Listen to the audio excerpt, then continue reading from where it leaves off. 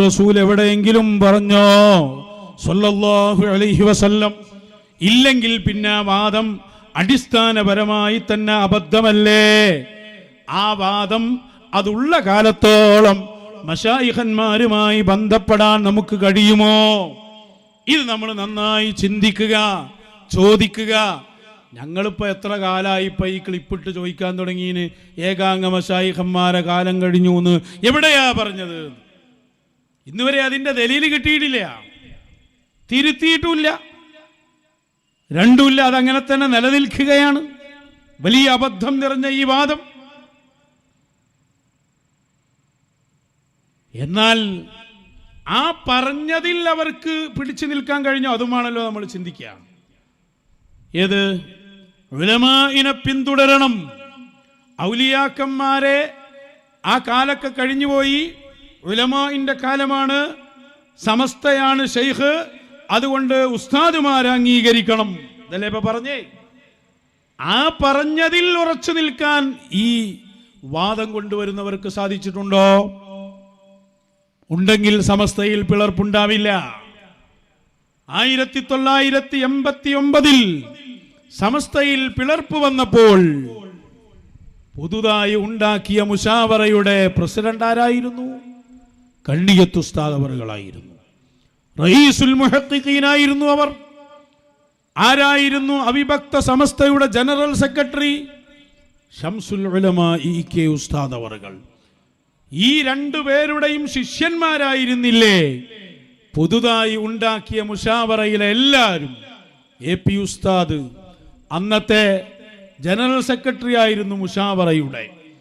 ആ മുശാവറയുടെ പുതിയ മുശാവറയുടെ ജനറൽ സെക്രട്ടറിയായ കാന്തപുരം എ.പി. അബൂബക്കർ മുസ്ലിയാർ മൂപ്പരുടെ ഉസ്താദാണ് ഓക്കെ ഉസ്താദ്.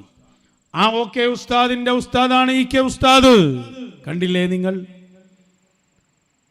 അപ്പോ ഇനിയിപ്പോ താജുൽ ഉലമ ഉള്ളാൾ തങ്ങൾ പാപ്പയെടുത്താൽ ഉള്ളാൾ തങ്ങളുടെ നേരിട്ടുള്ള ഉസ്താദാണ് ഇ.കെ. ഉസ്താദ്, കണ്ണിയത്ത് ഉസ്താദ്. ചിത്താരി ഉസ്താദിന്റെ ഉസ്താദാണ് കണ്ണിയത്ത് ഉസ്താദ്. ഇങ്ങനെ നമ്മളൊന്ന് നോക്കിയാൽ ആ സംഘത്തിലെ മുഴുവൻ ആളുകളുടെയും ഉസ്താദ്, അല്ലെങ്കിൽ ഉസ്താദിന്റെ ഉസ്താദ്.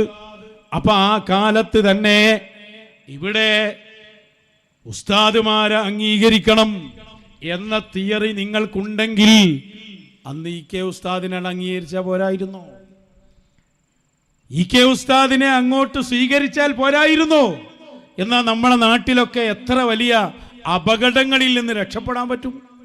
ആ പിളർപ്പിൽ എന്തൊക്കെ സംഭവിച്ചു? ഇവിടെ നമ്മുടെ മഹല്ലുകളിൽ ജുമുഅ രണ്ടായി, ഖാദി രണ്ടായി, എന്തെല്ലാം പ്രശ്നങ്ങൾ, കൊലപാതകങ്ങൾ വരെ എന്ന് പറയുന്നു. സഹോദരങ്ങളെ, അവിടെയല്ലേ ഇത് നമുക്ക് കാണിച്ചു തരേണ്ടിയിരുന്നത്? അല്ലെങ്കിൽ ഉസ്താദായിട്ടും ഞങ്ങൾ ഇറങ്ങിപ്പോന്നു, അല്ലെങ്കിൽ ഞങ്ങൾ ഭിന്നിച്ചു പോന്നു എന്ന് പറയുന്നുണ്ടെങ്കിൽ അതിന്റെ ശർഈയായ കാരണമെന്ത്? ഇത് നമ്മൾ ചോദിച്ചിരുന്നു. ശർഈൽ എന്താണ് ഇ.കെ. ഉസ്താദിന് പറ്റിയ കുഴപ്പം? ഇന്ന് വരെ അതിന് മറുപടി കിട്ടിയിട്ടില്ല. ഒരു തെറ്റുമില്ലെങ്കിൽ പിന്നെ പാശ്ചാത്തപിച്ച് മടങ്ങുകയല്ലേ വേണ്ടത്? ഇപ്പൊ ഞങ്ങളൊക്കെ ഇ.കെ. ഉസ്താദിന്റെ മദ്ഹ് പറയുന്നത് നമ്മുടെ മശായിഖന്മാരെ മുന്നിൽ നമ്മൾ ഇരുന്നപ്പോൾ ഇ.കെ. ഉസ്താദിന്റെ മദ്ഹുകൾ ധാരാളം കേൾക്കുകയും നേരത്തെ പറയാൻ കഴിയാത്തതിന്റെ, അല്ലെങ്കിൽ തെറ്റിദ്ധരിച്ചതിന്റെ പാശ്ചാത്താപം കൂടിയാണ് ഇന്നത്തെ നമ്മുടെ വഅദുകൾ. അതല്ലേ ചെയ്യേണ്ടത്?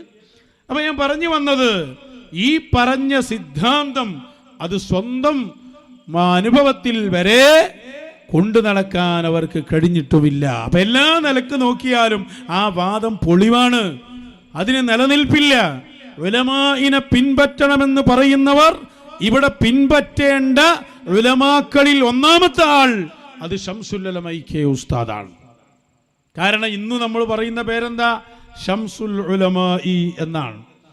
എ.പി. ഉസ്താദിന്റെ, കാന്തപുരം അബൂബക്കർ മുസ്ലിയാരുടെ വിശ്വാസപൂർവം, കണ്ടില്ലേ, കാന്തപുരം എ.പി. അബൂബക്കർ മുസ്ലിയാർ വിശ്വാസപൂർവം ആത്മകഥ. ഈ ആത്മകഥയിൽ നമുക്ക് ഒരു പ്രത്യേക ഹെഡിങ് തന്നെ കാണാം. എഴുത്തച്ഛൻ കണ്ടിയിലെ കൂട്ടുകാർ. എഴുത്തച്ഛൻ കണ്ടി എന്ന് പറഞ്ഞാൽ ഇ.കെ. എന്നാണ്.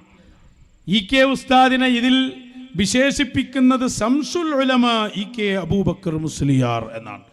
അപ്പൊ ശംസുൽ ഉലമ എന്ന് ഇന്നും പറഞ്ഞുകൊണ്ടിരിക്കുകയാണ്. അപ്പൊ നോക്കൂ നിങ്ങൾ, ഇ.കെ. ഉസ്താദിന്റെ ആ ഒരു വലിയ സ്ഥാനം അതാണ്. അത് മശായിഖന്മാരെ പിന്തുണ അതിലുണ്ടാകുമ്പോൾ അതിങ്ങനെ ഉയർന്നു വരും. ഇന്നും നമ്മളത് പറഞ്ഞുകൊണ്ടിരിക്കല്ലേ. അപ്പൊ ആലിമിനെ പിന്തുടരണം എന്ന് പറയുന്നിടത്ത് വരുന്ന ഏറ്റവും ആദ്യത്തെ പേരാണ് കണ്ണിയത്ത് ഉസ്താദും ഇ.കെ. ഉസ്താദ്. ഇപ്പൊ SY സമ്മേളനം തൃശ്ശൂരിൽ നടന്നപ്പോൾ അതിൽ വന്നൊരാശയാണ് നമ്മൾ അജ്മീറിലും ഏർവാടിയിലും ഒക്കെ പോകുന്നതിന് മുമ്പ് പോകേണ്ടതാണ് നമ്മുടെ ഉസ്താദുമാരുടെ ഖബറുകളിലേക്ക്. അവരാണ് നമ്മുടെ മുറബ്ബി എന്നാ പറഞ്ഞത്. എന്നാ പിന്നെ എല്ലാ അർത്ഥത്തിലും അതങ്ങോട്ട് കറക്റ്റ് ചെയ്യണമല്ലോ. ആ പറഞ്ഞത് നിങ്ങളൊരു സർക്കുലറായി ആളുകൾക്ക് കൊടുക്കുക. മടവൂരിലേക്കും അജ്മീറിലേക്കുള്ള പോക്ക് തൽക്കാലം നമ്മൾ നിർത്തിയിട്ട് നമ്മുടെ നേതാക്കളുടെ ഖബർ സ്ഥലങ്ങളുണ്ട്, അങ്ങോട്ട് പോകണം എന്ന് സർക്കുലർ ഇറക്കിയിട്ട് നടപ്പിലാക്കട്ടെ. ആരാ പോവുക? അത് അംഗീകരിക്കുന്ന 4 മൊയ്ലിയമാര് പോയെങ്കിലായി, വേറെ ആരെങ്കിലും ആ പണിക്ക് പോവോ? ഇവർ തന്നെ അത് കാണിച്ചു തരും വേണം. ആദ്യം പോകേണ്ടത് എങ്ങോട്ടാ? കണ്ണിയത്ത് ഉസ്താദിന്റെ അടുത്തേക്ക്. അതുപോലെ ശംസുൽ ഉലമ ഇ.കെ. ഉസ്താദിന്റെ ആ മഹത്തായ മക്ബറയിലേക്ക്. അവിടുത്തെ ഉറൂസ് ഇപ്പം എടുത്ത് കഴിഞ്ഞിട്ടല്ലേ ഉള്ളൂ. ആരെങ്കിലും പോയി നോക്കിയോ? സിയാറത്ത് ചെയ്തോ? സ്വന്തം സ്ഥാപനങ്ങളിൽ അത് ഒരു ഉറൂസിന് ഒരു മൗലിദെങ്കിലും ഓതിയോ? പിന്നെ നമ്മൾ പോയി, നമുക്കിപ്പോൾ പോകാൻ വരെ സർട്ടിഫിക്കറ്റ് ആവശ്യമില്ലല്ലോ. നമ്മളോട് മശായിഖന്മാർ പറഞ്ഞാൽ നമ്മൾ പോകുന്നു, സിയാറത്ത് ചെയ്യുന്നു.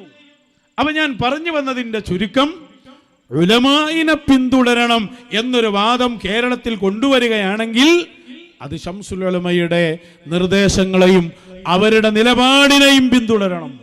അത് പിന്തുടർന്നാൽ പിന്നെ മശായിഖന്മാർ ആളാകേണ്ടി വരും, അതിൽ സംശയമില്ല. കാര്യങ്ങൾ എത്ര വ്യക്തമാണ്, പച്ചയായി എല്ലാവർക്കും തിരിയുന്ന യാഥാർത്ഥ്യങ്ങളല്ലേ ഇത്. അപ്പൊ എപ്പോഴും നമ്മൾ മനസ്സിലാക്കുക, നമ്മൾ 4 അക്ഷരം പഠിച്ചത് കൊണ്ടോ